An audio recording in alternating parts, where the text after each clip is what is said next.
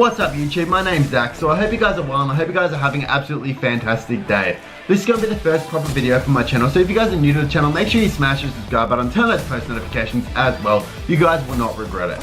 So this is going to be the first segment or video or whatever you guys want to call it, and it's going to be how to set up your controller keybinds. Well, not even that, just some suggestions to help you guys out. So before we get into it, I just wanted to note a couple of things. A lot of this is going to be basic stuff, basically for beginners and people who may have heard about different buttons and settings and stuff like that, but haven't tried it or implemented it.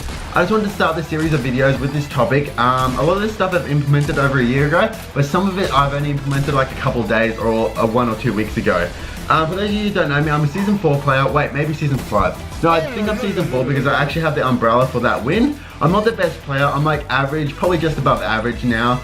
And in the last 2 weeks, I'm like, really, how can I get better at this game? How can I get good? And to be honest, over the last 2 weeks, I've got pretty good at the game. And I'll be posting a video every day, if not every second day, explaining how. So I decided I'll post YouTube videos of my progress and the things or the training that I've done that's actually helped me in this game. So make sure to smash the subscribe button, turn those post notifications to stay tuned. There'll probably be a whole bunch of people that are like really good and are gonna click on this video and be like, oh, you're trash. But this is just going to help out those people that want to become better at the game. It's not necessarily for those people who want to become pro or whatever. It's just for those who want to become better than the average player. So firstly, if you haven't already, the first thing you're going to want to do is to change your layout to build a pro. Or something similar where you don't have to spam R1 to get to your next piece. However, I think all accounts are automatically set up to build a pro or something similar.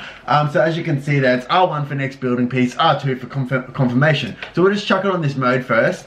And we'll show you how slow it is to build. So basically, as you pull your building tool out, you need to flick with R1 to get between your building. And it just makes for really slow build times, if you guys know what I mean. So basically, I suggest the best one is probably changing it to Build a Pro. So we'll just check that one out really quickly. And why Build a Pro is good is because as you flick across, so like each building piece has been given a different like keybind, if you guys know what I mean. So my aiming is actually to select the stair piece. For my R1, it's actually to select the flat one, and for my trigger, it's actually to select a wall. So this one's really good because like you can just get really quick building in it, as you can see, because you only have to press one button rather than flicking through. Oh, I botched that up, but you guys get the gist of what I mean.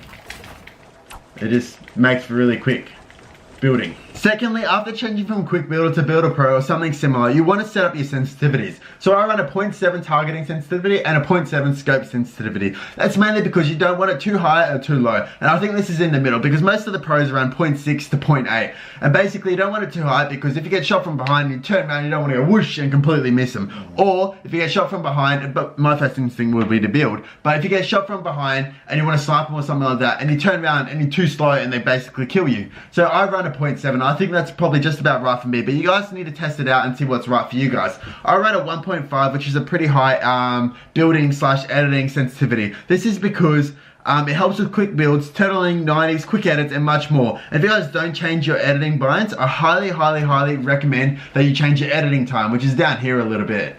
Where is it? There we are. My edit time was 0.1 in the end, just because it got really annoying when you build a wall and you can't edit quick through it, or can't edit for shotgun shots. Basically, I changed my edit key, so now I don't have to wait at all. But I definitely recommend you change that if you wanted to edit and do shotgun shots and everything like that, which I'll be explaining in tomorrow's video. Oh no, not tomorrow's, the next day's video. So thirdly, following on from the previous point, I've actually come to the Builder Pro keybinds. And on here, I seriously recommend you change your editing keys if you want to be a fast editor. This is because the stock editing keys decreases your accuracy and speed, because to edit, you need to take your finger off the right joystick to press circle, to place it back on the joystick to edit, and then press circle to confirm. In turn, what happens is you'll try and move your character to compensate for your speed on the right joystick of pulling it off, putting it on, and pulling it off again. This will put you in a potentially bad position. To get the fastest edits, I honestly recommend that you change your edit button to L3 joystick. As you can see on the screen, I have L3 joystick for my editing, and circle only for switching between weapons and the build tool. This means that you don't have to take your finger off R3 joystick to press circle, and this will allow allow for much cleaner edits. To do this, you'll need to get rid of pushing L3 for sprinting. Currently, I'm not running a sprint button and have turned auto sprint on. I highly recommend this. However, I should note this may be annoying as first, when you're in a build battle, you may want to hit sprint or the old sprint because of muscle memory, and then your character will edit the piece that you were on. But give it time, it will definitely be worth it. It also means your mind has one less thing to think about when fighting, rather than pressing L3s for sprinting. Once you've done these things, this will make it super easy for you to start making quicker builds and edits. No, I honestly don't believe there's a best way to do something, because it's honestly up to the person and what feels best and most comfortable for them. This is the bindings I'm currently running. However, I am currently investigating whether I should change the confirm button to L2, which is aim. That way, under no circumstances do I have to take my fingers off R3 and L3 when editing. I'm also currently considering whether I should change crouch to X and jump to R3. This is because it makes it easier when doing jump shots or jump shotgun shots. Currently, when you do a jump shotgun shot, you have to take your finger off R3 to hit X, which is jump, and put it back on R3, making it inaccurate and a bit jolty. Lastly, I must advise people that when restoring your edit, it might be faster to reset it. This is something that not many people do, and in some circumstances can be faster than making all the boxes blue. Okay, I think that's all I have to say, but by no means is this the best way. It's just some tips and pointers for you guys to try in creative or playground. For those of you that run something different, comment them down below, and I and others that watch this video might give them a try. Next video will be on beginner's editing and a very good course to learn it. Stay tuned for that by smashing the subscribe button and turn those post notifications on. Make sure you like this video as well, and I'll see you guys next time. But for now, peace.